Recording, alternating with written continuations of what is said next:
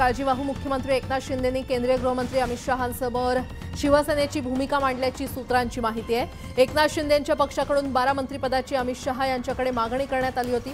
त्यासोबतच विधान परिषदेच्या सभापती पदाची देखील बैठकीत शिंदे यांच्याकडून मागणी करण्यात आली आहे। मंत्रिपदात गृह नगरविकास खात्यासह महत्त्वाच्या खात्यांची शिंदेंनी मागणी केल्याची माहिती मिळते।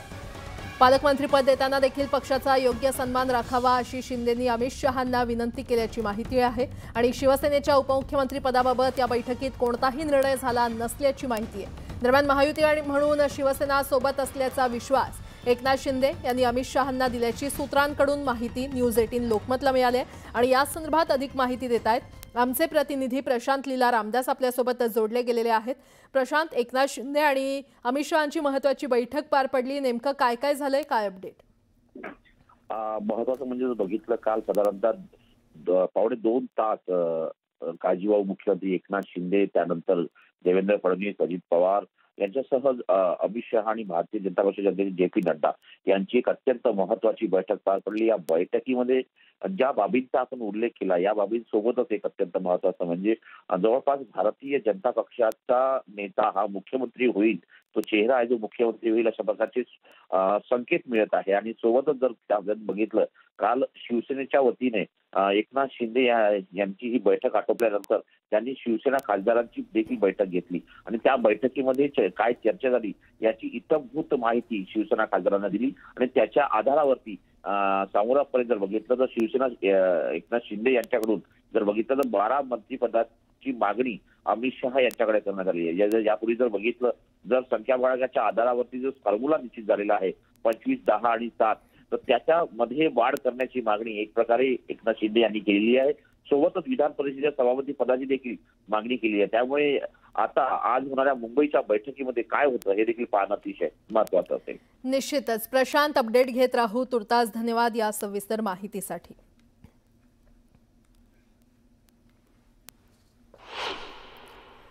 दरम्यान अमित शहांसोबत बैठक झाल्यानंतर शिवसेना खासदार आणि एकनाथ शिंदे यांच्यामध्ये बैठक झाली। या बैठकीला श्रीकांत शिंदे, राहुल शेवाळे, रवींद्र वायकर, नरेश म्हस्के, श्रीरंग बारणे, संदीपान भुमरे आणि हेमंत पाटील हे खासदार उपस्थित होते। अमित शहांनी दिलेल्या प्रस्तावावर या बैठकीत चर्चा करण्यात आली आहे। शिवसेनेला केंद्रीय मंत्रिमंडळात अतिरिक्त कॅबिनेट मंत्रिपद देण्याची शक्यता आहे। ही बैठक संपवून एकनाथ शिंदे हे मुंबईला परतलेले आहेत।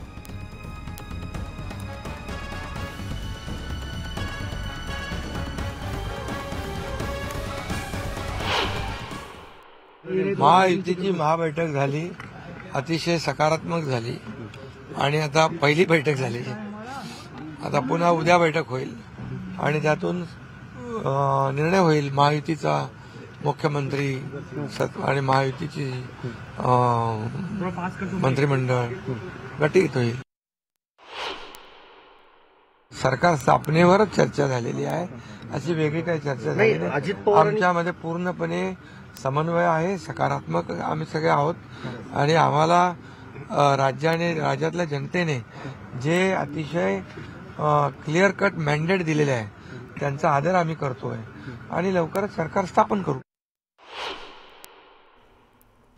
महाराष्ट्रातील सत्ता स्थापनेच्या हालचालींना आता वेग आलाय। महाराष्ट्राचे नवे मुख्यमंत्री कोण असणार याबाबतची उत्सुकता लोकांच्या मनात आहे आणि यावरून सध्या अनेक तर्कवितर्क लावले जात आहेत। तर याबाबतची माहिती न्यूज 18 लोकमतला सूत्रांनी दिली आहे। पंतप्रधान नरेंद्र मोदी यांच्याशी चर्चा झाल्यानंतरच सीएम पदाबाबत निर्णय होणार असून पंतप्रधान नरेंद्र मोदीच मुख्यमंत्री ठरवणार आहेत अशी माहिती सूत्रांनी दिली आहे। सीएम पदाचा चेहरा लवकरच जाहीर करणार असल्याचं देखील कळतंय।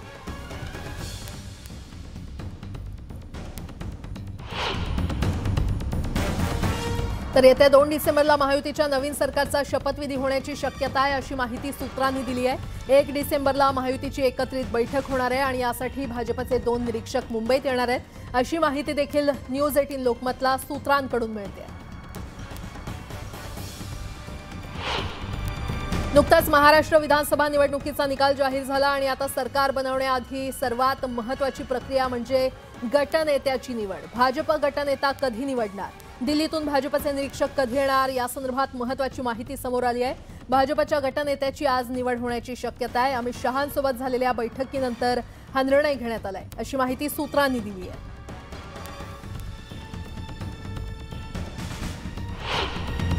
अमित शहांच्या उपस्थितीमध्ये दिल्लीत महायुतीच्या नेत्यांची महत्त्वाची बैठक पार पडली। दरम्यान अजित पवारांना अर्थ आणि उपमुख्यमंत्रीपद देण्यात येणार आहे, तर भाजपकडे महसूल आणि गृहमंत्रीपद मिळणार असल्याची सूत्रांनी माहिती दिली आहे आणि शिवसेनेला नगरविकास खातं आणि पीडब्ल्यूडी खातं देण्यात येणार असल्याचं बोललं जातंय।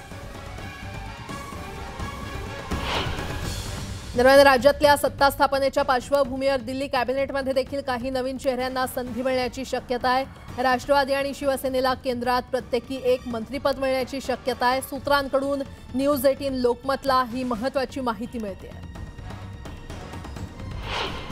दरम्यान महायुतीच्या बैठकीमध्ये नेमकं काय ठरलंय आपण ते पाहूयात। भाजप गटनेत्याची 2 दिवसात निवड करण्यात येईल।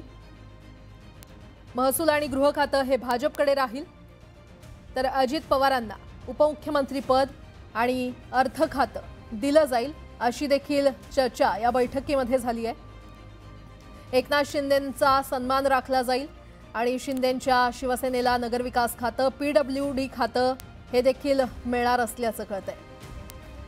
दरम्यान शिंदेंच्या खासदाराला केंद्रात मंत्रिपद देण्यात येणार आहे।